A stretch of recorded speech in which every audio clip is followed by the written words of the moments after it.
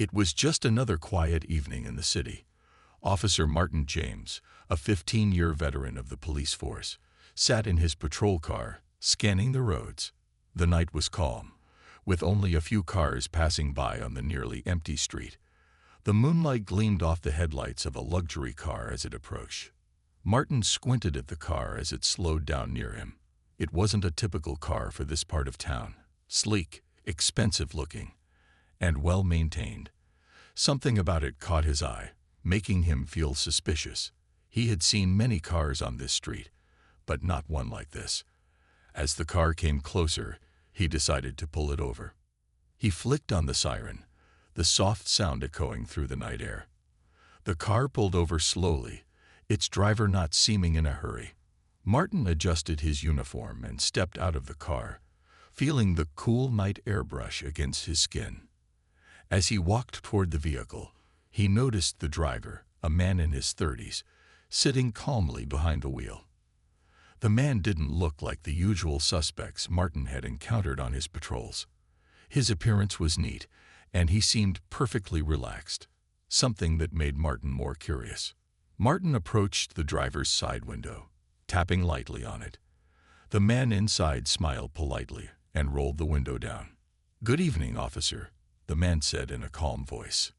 "Evening," Martin replied, studying the man closely. "Do you know why I stopped you?" The man shook his head. "No, officer. Was I speeding?" Martin hesitated, taking a moment to look at the man's clothes and the expensive car he was driving. The vehicle was spotless, its sleek lines shining under the streetlights. Something didn't sit right with Martin. He could tell the man wasn't the type to drive around this neighborhood. Martin had seen enough of his fair share of drivers who looked like they had something to hide. "No," Martin said, his voice taking on a more serious tone. "But I'm curious, what brings you to this area tonight?" The man's eyes flicked briefly toward the rearview mirror, but he didn't seem uncomfortable. "I'm just passing through," he said, keeping his voice steady. "I'm not from around here. Just visiting some friends." Martin didn't fully believe him. Something about the man's calm demeanor seemed off. Maybe it was the way he had looked at the rearview mirror, or maybe it was the way he spoke, as though trying too hard to sound innocent. He decided to ask a few more questions. "Do you have any identification with you?" Martin asked, his hand resting casually on his belt. "Of course," the man replied, pulling out his wallet and handing Martin a driver's license. Martin glanced at it, taking note of the name. "Ryan Carter." "Ryan Carter," Martin muttered. "Where exactly are you headed?" "I'm just passing through," Ryan repeated. "No particular destination." Martin didn't let up, feeling a nagging doubt in his gut. He stood there for a moment, scrutinizing Ryan Carter. He hadn't made any illegal moves or acted suspiciously, but the officer's intuition told him there was something more beneath the surface. "Okay, Mr. Carter," Martin said after a long pause, "I'm going to need you to step out of the vehicle." Ryan blinked, surprised by the request. "Is that really necessary, officer?" Martin's voice grew sharper. "Yes, it is. Step out of the car." Ryan hesitated for a moment, but then slowly opened the door. As he stepped out, Martin couldn't help but feel that something was very wrong. The calmness in Ryan's demeanor only seemed to fuel this suspicion.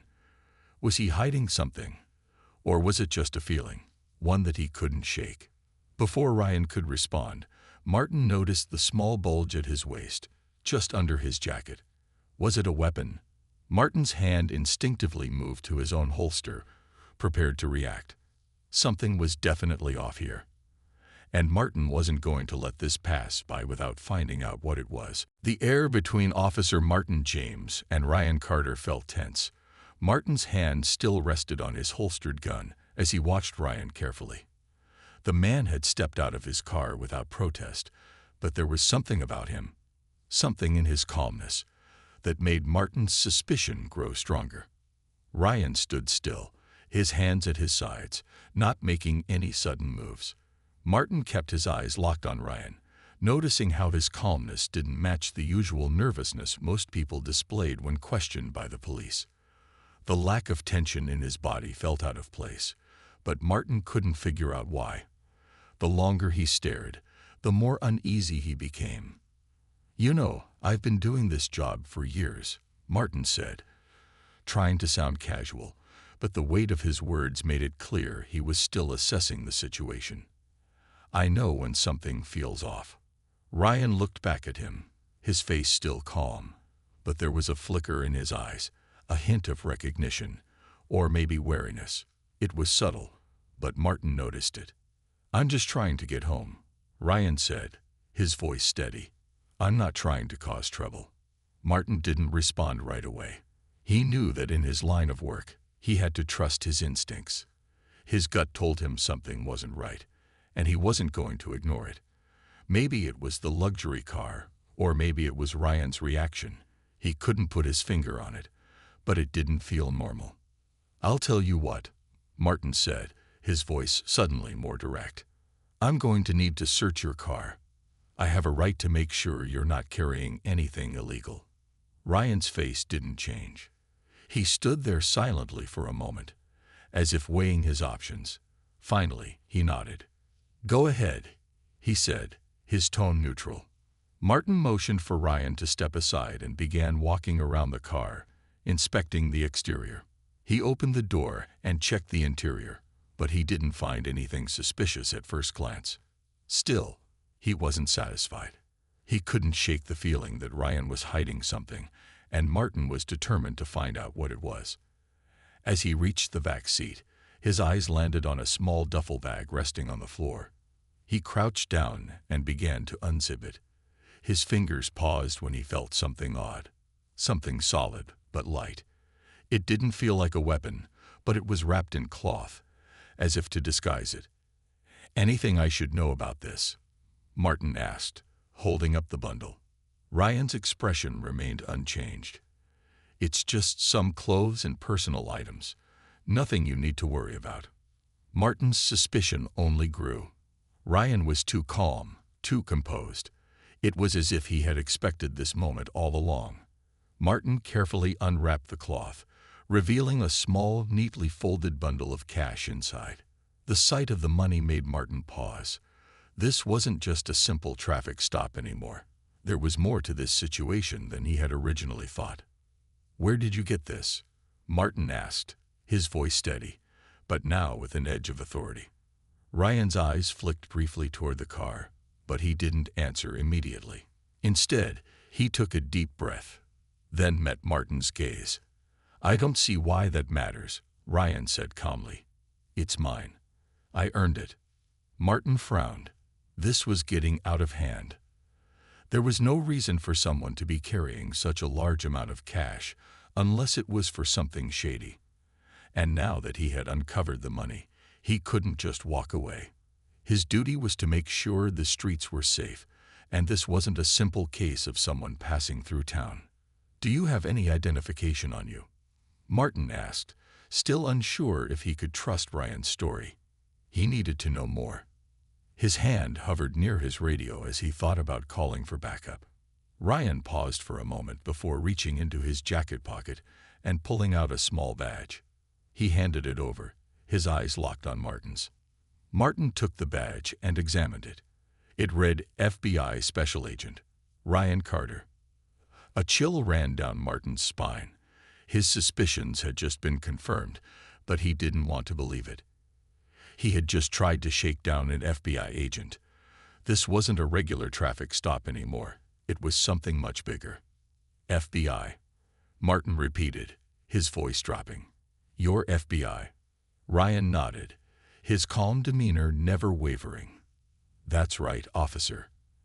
And I'm not carrying anything illegal. I'm just doing my job." Martin felt his heart racing. The situation had spiraled out of control, and he didn't know how to handle it.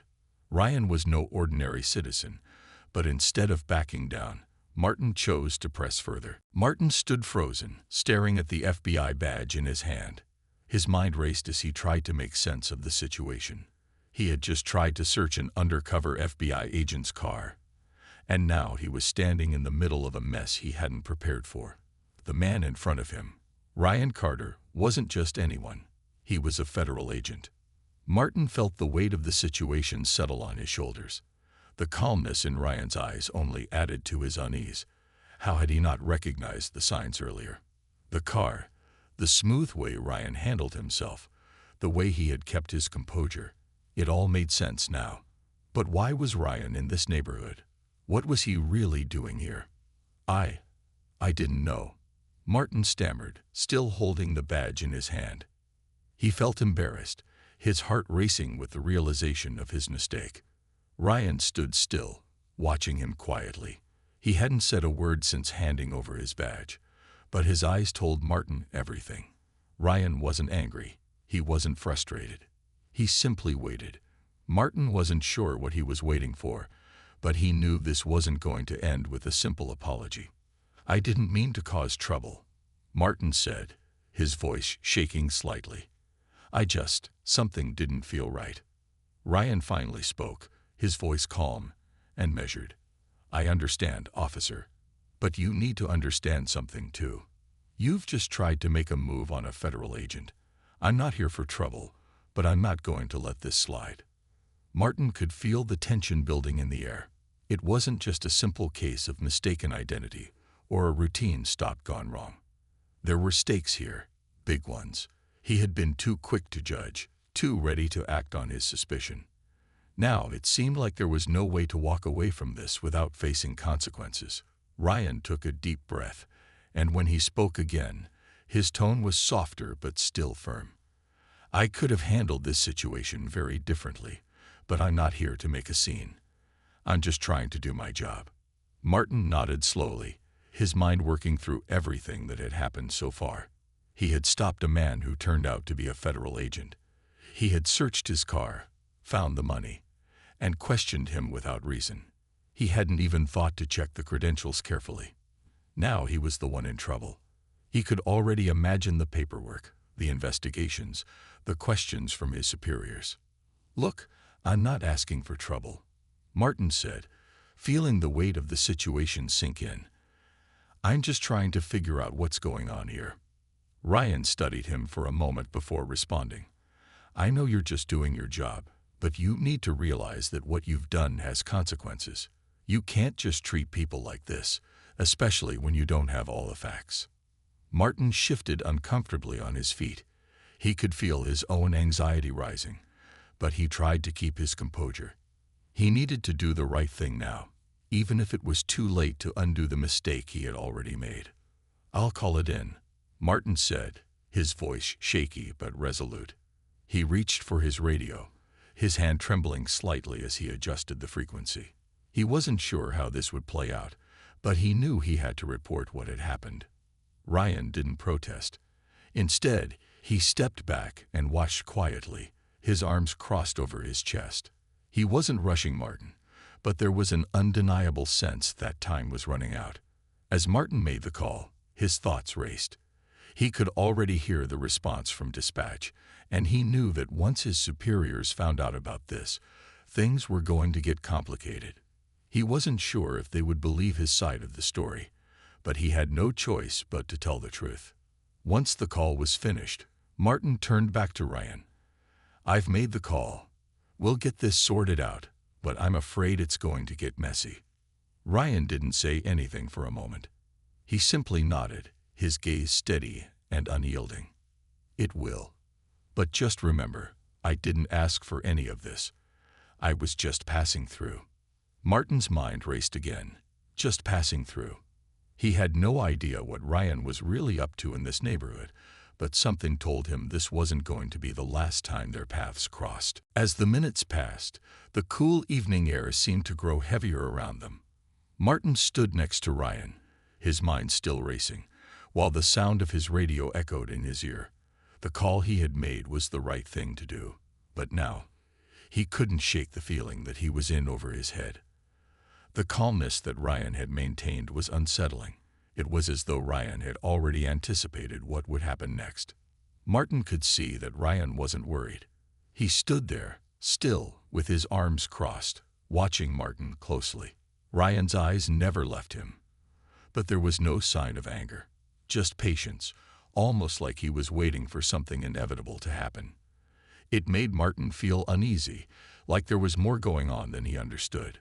The minutes stretched on, and just when Martin was starting to wonder how much longer he could stand in the quiet tension, a car pulled up behind his patrol vehicle. The headlights briefly illuminated the street before the car came to a stop. Martin's eyes shifted to the rearview mirror, where he saw two other officers step out. They weren't from his department. The uniforms were different, and the way they moved told him they weren't just regular officers. They were FBI agents. "Back up," Martin muttered under his breath. The two agents approached with purpose, their steps calm but quick. Martin felt his stomach tighten. He wasn't sure if they knew what had just happened or if they had come to take over, but either way, it wasn't going to be easy to explain himself now. One of the agents, a woman in her early 30s, glanced at Martin and then at Ryan. Her eyes narrowed slightly, but she didn't say anything at first. The other agent, a tall man with a stern look, went straight to Ryan and extended a hand. "Agent Carter," the man said, his voice firm but respectful. "We're here to take over the situation." Ryan nodded and shook his hand. "I appreciate it," he said calmly. "I've been explaining the situation to Officer James here." Martin shifted uncomfortably as the agents looked at him. He felt like an outsider now, caught in a situation he hadn't expected. The female agent, still observing Martin, spoke up. "Officer James," she began, her voice steady, "we're going to need you to step back for a moment. We'll handle this from here." Martin hesitated. He had made the call, and now he was out of his depth. His gut told him he should stay close, but he knew there was no way out. He had already made a mistake, and now it was time for the professionals to take over. He stepped back slowly, his eyes still locked on Ryan and the two agents. As the agents began to talk among themselves, Martin felt the weight of his earlier actions sink in. He had been too quick to judge, too eager to act on his suspicions. Now he was just a spectator in a situation that was spiraling out of control. The tall agent, who had introduced himself as Agent Lee, turned back to Martin. "We'll need to take a statement from you," he said, his voice leaving no room for argument. Martin nodded, understanding that this was part of the process. He wasn't sure what kind of statement they would want from him, but he was willing to cooperate. He had to. As the agents moved to take Ryan's side, Martin watched them closely. Ryan hadn't been fazed by the arrival of backup. He remained calm, speaking with the agents as if he were the one in charge. It was a strange feeling for Martin. He had been in control just a moment ago, but now he felt like he was being pushed aside. The female agent, who had been observing him, spoke again. "Officer James, why don't you come over here? We'll talk in private." Martin followed her, still feeling the sting of his mistake. He knew that once this got back to his department, there would be serious questions to answer. He had made a judgment call based on his suspicions, but it hadn't led him to the truth. And now he was faced with the consequences. As they walked away, Martin glanced back at Ryan. His face was still calm, as if nothing had happened. But Martin knew that things had just changed for him. There was no going back now. The female agent led Martin to the side of the street, away from the others. "We need to hear everything that happened," she said, her tone softer now. "From the moment you stopped Agent Carter to the time backup arrived." Martin took a deep breath and began to explain. He recounted the entire encounter, how he had pulled Ryan over, how he had become suspicious, how he had found the money in the car, and how Ryan had finally revealed that he was with the FBI. As he spoke, the agent listened carefully, making mental notes. When Martin finished, the agent nodded. "All right, Officer James, we'll handle things from here. You've done your part. Just make sure to stay out of this situation moving forward." Martin nodded, still feeling the weight of his actions. He knew it was far from over, but he had no choice but to follow the agent's lead. The days following the encounter with Agent Ryan Carter seemed to drag on for Officer Martin James. What had started as a routine stop had quickly spiraled into something much bigger. After the FBI agents took over, Martin's role in the incident was over, but the consequences of his actions were just beginning. He knew that the moment he had let go of the situation, it would never be the same. Back at his precinct, Martin sat at his desk, flipping through paperwork but unable to focus. His mind kept returning to that moment in the street when he had realized Ryan wasn't just another driver. He was an undercover FBI agent. How could he have missed it? The signs had been there, but his instincts had failed him. Now, everything was out of his control. A few days later, Martin's fears came to life. He was called into his supervisor's office. The air was thick with tension as he walked in. His supervisor, Captain Thompson, was sitting behind his desk, his hands folded together. Captain Thompson was a strict, no-nonsense leader who held his officers to high standards. "Take a seat, James," Captain Thompson said, his voice calm but stern. Martin sat down, avoiding the captain's gaze. He knew it was coming, but it didn't make it any easier to face. "I've been briefed on the situation," Captain Thompson began, his voice even. "The FBI is conducting an investigation into your actions during that stop. They've already spoken to you, but now it's time for us to look into what happened."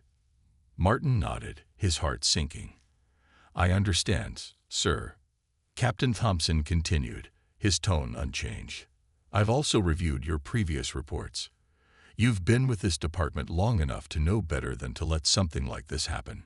Your actions have raised serious concerns about your judgment. You pulled over a federal agent, made accusations, and started a situation that didn't need to be started." Martin felt a lump form in his throat. He wanted to explain, to tell Captain Thompson that he had only been trying to do his job, but the words wouldn't come. He knew that there was no excuse for what had happened. He had made a mistake, and now he had to face the consequences. "Now," Captain Thompson said, "there's an internal investigation underway. The FBI will be interviewing everyone who was involved in the situation, including the agents who responded to the scene. I'm going to need you to cooperate fully." Martin nodded again, feeling the weight of the situation pressing down on him. "I will, sir. I'm just trying to understand how things went so wrong."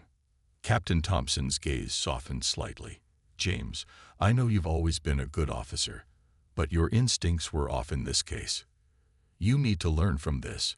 Understand that not everything is as it seems.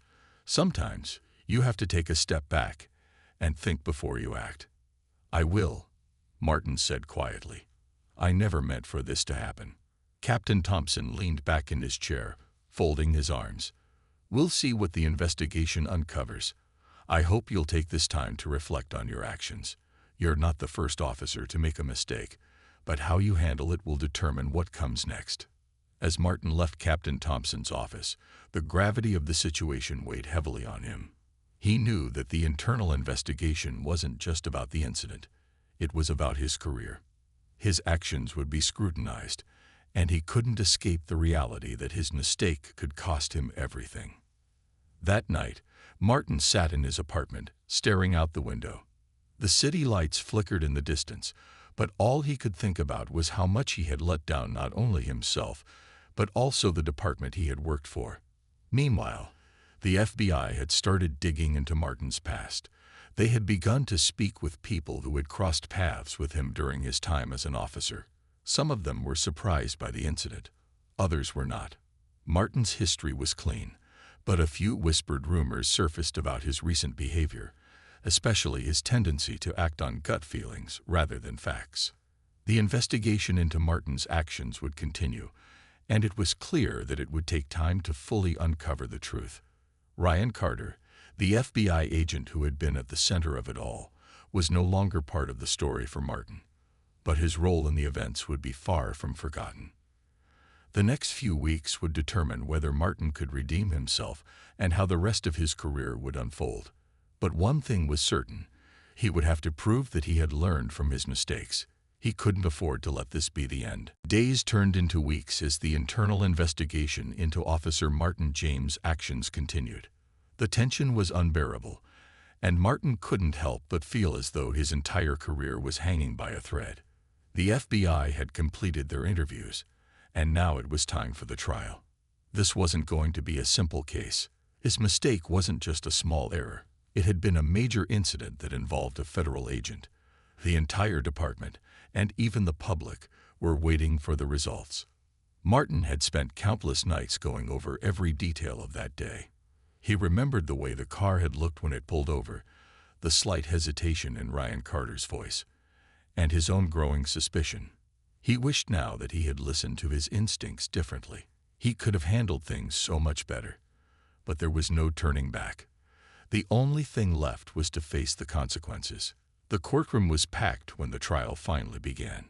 Martin sat in the defendant's chair, his hands clasped tightly in front of him. Across the room, Ryan Carter sat quietly with his FBI colleagues, his expression calm but distant. Martin couldn't help but feel guilty.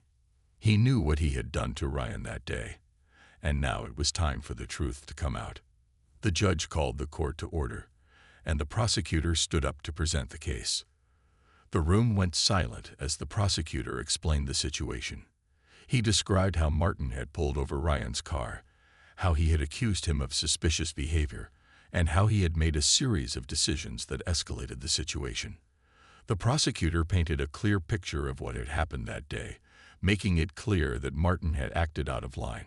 When the prosecutor finished, it was time for Ryan to testify. Martin watched as Ryan took the stand, his calm demeanor never wavering. The courtroom was quiet as Ryan began to speak. He recounted everything that had happened that day, describing how he had been pulled over, how Martin had drawn his weapon, and how he had eventually revealed his FBI credentials. Ryan spoke without anger, without frustration. He simply told the truth, and his words carried weight. Martin could feel the pressure building in his chest as Ryan described the situation in clear, simple terms. There was no need for dramatic flair. Ryan's testimony was direct and powerful. After Ryan's testimony, the defense attorney stood up to make their case. Martin's lawyer tried to argue that Martin had acted out of concern for his safety, that he had made the stop because something about the situation seemed suspicious. But even Martin knew that wasn't enough to justify what he had done. He had acted based on his instincts, without fully understanding who Ryan really was, and that mistake had led to a much bigger problem. Martin's lawyer called him to the stand, and for a moment, he hesitated. He didn't know what to say, but he knew he had to tell the truth. When he was sworn in, he took a deep breath and started speaking. "I made a mistake," Martin said, his voice steady but filled with regret. "I pulled over the wrong person. I thought something was wrong, but I didn't take the time to think it through. I didn't know Agent Carter was with the FBI. I'm sorry for what I did." The room was silent as Martin spoke. He could feel the weight of everyone's eyes on him. He knew this was his chance to explain, to show that he understood the consequences of his actions. "I've always tried to do my job to the best of my ability," Martin continued, "but I failed here. I let my instincts guide me, and I didn't stop to ask the right questions. I put someone in a situation they didn't deserve. I'm sorry, and I take full responsibility for what happened." As Martin finished speaking, he could feel the tension in the courtroom shift. His words were simple, but they carried the sincerity of someone who truly understood the gravity of the situation. He had made a mistake, but he was owning up to it. He wasn't trying to make excuses. He was acknowledging the truth. The defense rested their case, and the prosecutor gave their closing remarks. Martin sat quietly, waiting for the judge's decision. He knew it wasn't going to be an easy outcome. He had made a mistake, and he had to live with the consequences. As the judge prepared to give the verdict, Martin's heart raced. He had done everything he could to take responsibility for his actions, but he knew that wouldn't change the fact that he had pulled over a federal agent and escalated the situation. He had acted in haste, and now he had to face the results of his decisions. The trial was over. The courtroom was filled with anticipation as everyone waited for the judge to make his decision. Martin sat in his seat, his hands clenched tightly together. He had given his testimony, explained his actions, and apologized. But now it was out of his hands. The decision would be made by the judge, and there was nothing more he could do. Outside the courtroom, the air was thick with uncertainty. News of the trial had spread quickly, and people were eager to hear the outcome. Officer Martin James, a respected member of the police force until that fateful day, was now at the center of a high-profile case. Everyone was watching. His colleagues, the public, and the media all wanted to know what would happen next. Inside the courtroom, the judge stood up, and everyone fell silent. The judge, a middle-aged man with a stern but fair demeanor, looked down at the papers in front of him. He took a moment to collect his thoughts, then addressed the room. "Officer James," the judge began, "I have heard the testimony and reviewed the evidence presented.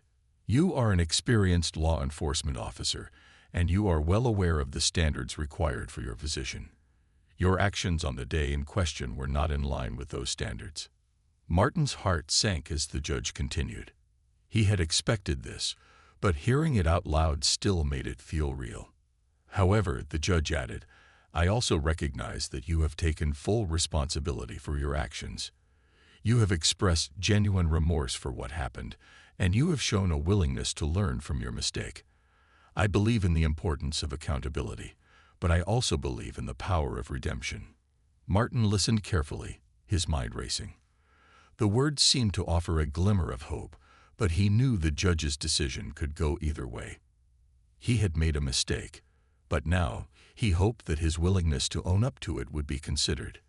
The judge paused for a moment, allowing his words to sink in. Then he continued, "After careful consideration, I am sentencing you to 8 years in prison." The judge declared, his voice firm. "You will be required to serve this sentence for the charges brought against you. Your actions have had serious consequences, but I believe this time will give you the opportunity to reflect on what you have done and come to understand the full impact of your mistake." The words hit Martin like a punch to the gut. 8 years. It wasn't the outcome he had hoped for, but it was the reality he now faced. He had broken the law, and now he had to pay the price. As the judge finished his statement, Martin's thoughts began to spiral. He had always believed in justice, but now he was on the other side of it. He had failed, and there was no escaping the consequences. But even in the face of his sentencing, a part of Martin felt a sense of relief. He had taken full responsibility, and now he could begin the process of making things right. The road ahead would be difficult, but he knew that he couldn't change the past. All he could do now was work on rebuilding himself, one step at a time. The courtroom slowly began to empty as the judge's words lingered in the air. Ryan Carter, the FBI agent at the center of it all, stood up and walked out of the room without a word. Martin didn't expect him to say anything. There was no need. Ryan had already done his part, and now it was time for Martin to face his punishment. As Martin was escorted out of the courtroom by the bailiff, he couldn't help but think about the future. 8 years was a long time, but it was also a chance for him to reflect on everything he had done wrong. It was a chance for him to learn, grow, and maybe, just maybe, come out the other side as a better man. The road to redemption wouldn't be easy, but Martin was ready to begin the journey. He knew that justice had been served, and now it was up to him to make sure that he didn't waste the opportunity to change. 8 years. That was the sentence Martin James had been given. It felt like a lifetime, but Martin knew that there was no turning back. As he sat in his small cell in the prison, he had plenty of time to think. The days passed slowly, and the weight of the decision he had made hung over him. Every action he had taken, every choice, had led him here.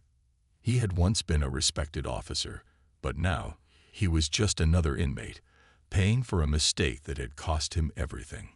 But even in the darkness of his cell, Martin found a small glimmer of hope. He had learned a powerful lesson. It wasn't the punishment that would define him, but how he responded to it. He could sit in prison and let time pass, or he could use these years to rebuild himself. Over the first few months, Martin kept to himself. He spent most of his time reading, working out, and reflecting on everything that had happened.